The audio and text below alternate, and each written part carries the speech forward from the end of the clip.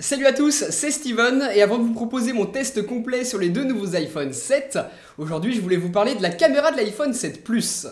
Les deux sont équipés d'un capteur 12 mégapixels avec stabilisation optique qui ouvre à 1.8, mais l'iPhone 7 Plus lui est équipé d'un second capteur 12 mégapixels qui ouvre à 2.8. C'est cette lentille 56 mm que vous voyez ici et qui va permettre un zoom optique x2. Tout ça est directement intégré dans l'application photo de l'iPhone 7 Plus. Lorsque vous voulez passer en mode zoom, eh bien vous avez juste à appuyer sur ce petit bouton x1 ici qui passe en x2. De base, c'est la lentille 28 mm qui est utilisée, ce sera celle de 56 lorsqu'on passe en x2 avec le zoom optique, sachant qu'on peut monter jusqu'en x10 en zoom numérique.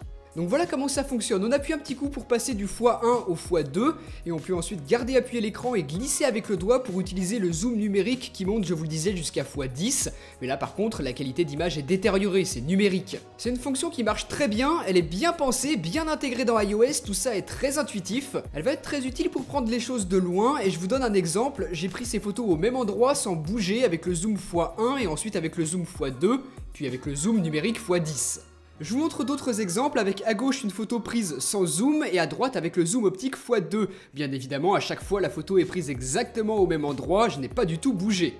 Dans l'application appareil photo, on va également retrouver un nouveau mode portrait. Cela permet d'utiliser les deux appareils photo de l'iPhone 7 Plus, de les faire fonctionner ensemble pour ainsi créer un flou d'arrière-plan tout en conservant la netteté au premier plan. Je vous montre un exemple ici de la même photo avec flou et ensuite sans flou, vous voyez la différence. S'il y a trop peu de lumière autour de vous, ce nouveau mode ne fonctionnera pas. Même chose si votre sujet est trop près, on vous invite à vous reculer et lorsque c'est bon, vous avez ce cadre jaune qui vous le confirme et le flou en arrière-plan. Donc pour cette même photo, voilà ce que ça donne sans flou et avec flou.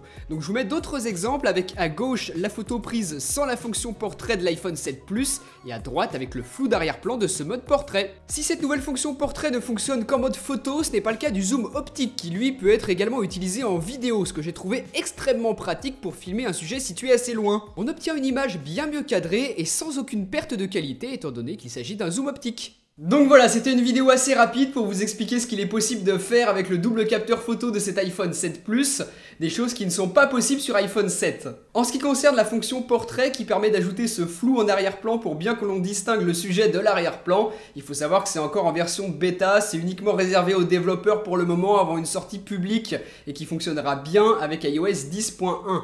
Donc pour l'instant voilà, le flou est plutôt approximatif, ça dépend des fois, c'est assez aléatoire, c'est pour ça que je ne jugerai pas du tout la qualité, je voulais surtout vous montrer ce qu'il est possible de faire avec. Sinon ces deux nouveaux iPhone 7, ça fait maintenant pile poil une semaine que je les utilise et il va être temps tout simplement de vous proposer mon test complet, donc sans doute demain, on parlera plus en détail de la photo, de la vidéo, de tout le reste des caractéristiques techniques de ces deux iPhones. Là je voulais vraiment me focaliser sur ce qu'il est possible de faire avec ce double capteur photo sur le 7 Plus. Donc voilà, je vous invite tout simplement à me dire ce que vous en avez pensé juste en dessous dans les commentaires, dites-moi si ces nouvelles fonctionnalités vous intéressent, et puis nous on se retrouve demain pour le test complet à la fois de l'iPhone 7 et de l'iPhone 7 Plus.